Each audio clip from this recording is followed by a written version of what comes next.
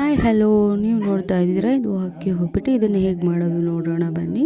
ನಾನು 2 ಲೋಟದಷ್ಟು ಅಕ್ಕಿನ ಮಿಕ್ಸಿಯಲ್ಲಿ ಈ ಥರ ರವೆ ಥರ ಪೌಡರ್ ಮಾಡಿಕೊಂಡೆ. ಅದಕ್ಕೆ ಏನೇನು ಇಂಗ್ರೀಡಿಯೆಂಟ್ಸ್ ಬೇಕು ಅಂತ 4 ಈರುಳ್ಳಿ ತೊಗೊಂಡಿದ್ದೀನಿ, 4 ಹಸಿಮೆಣಸಿನ್ಕಾಯಿ ತೊಗೊಂಡಿದ್ದೀನಿ, ಒಂದು ಸ್ವಲ್ಪ ಟೊಮೊಟೊ ಜಾಸ್ತಿನೇ ತೊಗೊಂಡು ಹಚ್ಕೊಂಡಿದ್ದೀನಿ, ಕೊತ್ತಂಬರಿ ಸೊಪ್ಪು, ವೆಜಿಟೇಬಲ್ಸ್ಗೆ ಕ್ಯಾರೆಟು ಮತ್ತು ಬೀನಿಸ್ನ ಚಿಕ್ಕ ಚಿಕ್ಕದಾಗಿ ಚಾಪ್ ಮಾಡಿ ಹಚ್ಕೊಂಡಿದ್ದೀನಿ. ನೀವೆಲ್ಲ ಮಿಕ್ಸ್ ತರಕಾರಿನೂ ಹಾಕ್ಕೋಬೋದು, ಜೊತೆಗೆ ಸ್ವಲ್ಪ ಎಣ್ಣೆ. ಇದಿಷ್ಟು ಬೇಕಾಗಿರುವಂತಹ ಇಂಗ್ರೀಡಿಯೆಂಟ್ಸು. ನೀವು ಬೇಕಾದರೆ ಇನ್ನೂ ಬೇರೆ ಥರ ಐಟಮ್ಸ್ ಕೂಡ ಹಾಕ್ಕೋಬೋದು. ಸ್ಟವ್ನ ಆನ್ ಮಾಡಿ ಎಣ್ಣೆನ ಕಾಯೋದಕ್ಕಿಟ್ಟು, ಎಣ್ಣೆ ಕಾದ್ಮೇಲೆ ಅದಕ್ಕೆ ಕಟ್ ಮಾಡಿರುವಂತಹ ವೆಜಿಟೇಬಲ್ಸ್ನ ಹಾಕಿದೆ.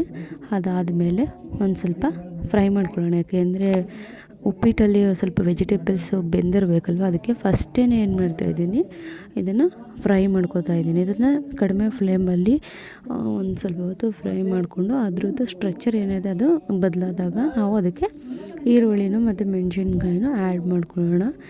ಅವೆರಡೂ ಮಿಕ್ಸ್ ಮಾಡಿಕೊಂಡು ಮತ್ತು ಅದನ್ನು ಒಂದಷ್ಟೊತ್ತವರೆಗೂ ಫ್ರೈ ಮಾಡ್ಕೊಳ್ಳೋಣ.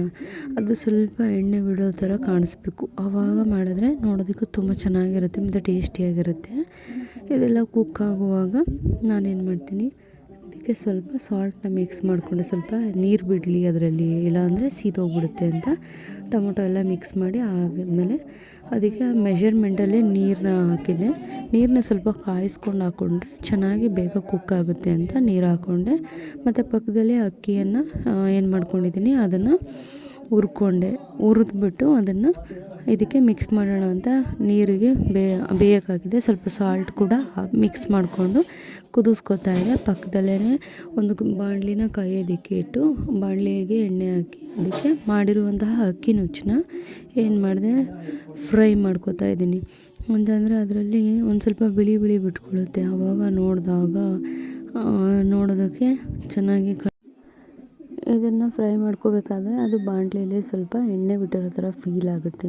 ಆವಾಗ ಅದನ್ನು ಇಲ್ಲಾಂದರೆ ಬಿಳಿ ಬಂದಿರೋದನ್ನ ಹಂಗೆ ನೋಡಿಕೊಂಡು ಏನು ಮಾಡ್ಕೊಳ್ಳೋಣ, ಆಫ್ ಮಾಡ್ಕೊಳ್ಳೋಣ. ಇಲ್ಲಾಂದರೆ 2 ನಿಮಿಷದಿಂದ 3 ನಿಮಿಷ ಇದನ್ನು ಚೆನ್ನಾಗಿ ಎಣ್ಣೆ ಅಥವಾ ತುಪ್ಪದಲ್ಲೇ ರೋಸ್ಟ್ ಮಾಡಿ ಕುದೀತಾ ಇರುವಂತಹ ಮಸಾಲೆ ಹಾಕಿರೋ ನೀರಿಗೆ ಇದನ್ನು ಮಿಕ್ಸ್ ಮಾಡಿಕೊಂಡ್ರೆ ಇದು ತುಂಬ ಉದುದ್ರವಾಗಿರುತ್ತೆ ಮತ್ತು ಉಪ್ಪಿಟ್ಟು ಟೇಸ್ಟಾಗಿರುತ್ತೆ.